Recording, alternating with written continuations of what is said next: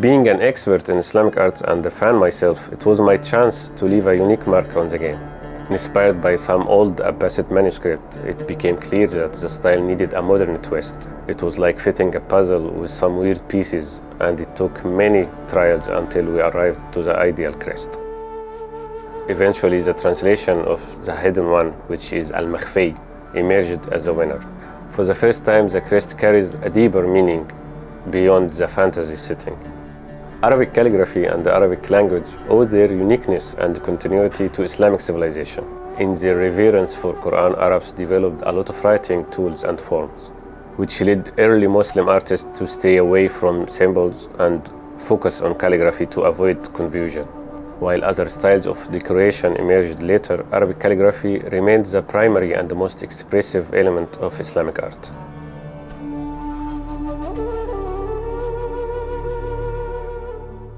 The development team provided specific texts, which were parts of old poems dating back to the Abbasid era, except for the eagle, in which the famous motto was written, "Then out of the dark, you will come into the light."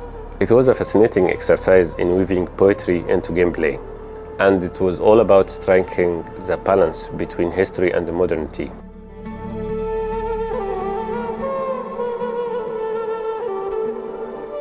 In terms of authenticity, the team went above and beyond to ensure many aspects are authentic. For language, for example, they ensured the correct pronunciation of Arabic words and names and expressions based on recordings I provided to them. Even the names of the members of the Order of the Ancients are based on Arabic and Farsi legends and myths.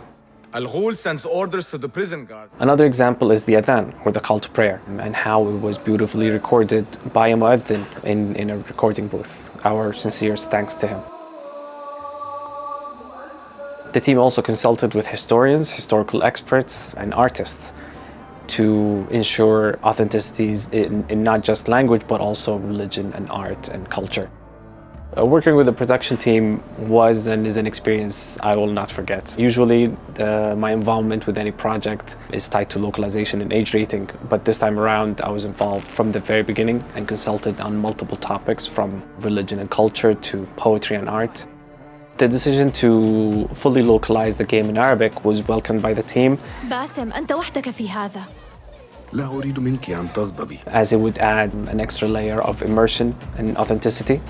Not just for Arabic players, so they can hear their native tongue spoken correctly and accurately, but also for non-Arabic players to immerse themselves in the world of Assassin's Creed Mirage. إذا رآني أحد فسأضطر إلى الفرار. حمدا لله أنني أستطيع أن أسبق أولئك الحراس المتراخين. A lot of things that we know in modern day science, physics, mathematics, philosophy is built on top of what we've learned from the Abbasid era. Unfortunately, not a lot of people know about this for varying reasons, and we're hoping that this game will spark their curiosity. We hope this will introduce many people to what the Arab world really looked like, and as an Arab, I'm really filled with joy and pride to be a part of this project and cannot wait to see everyone's reactions.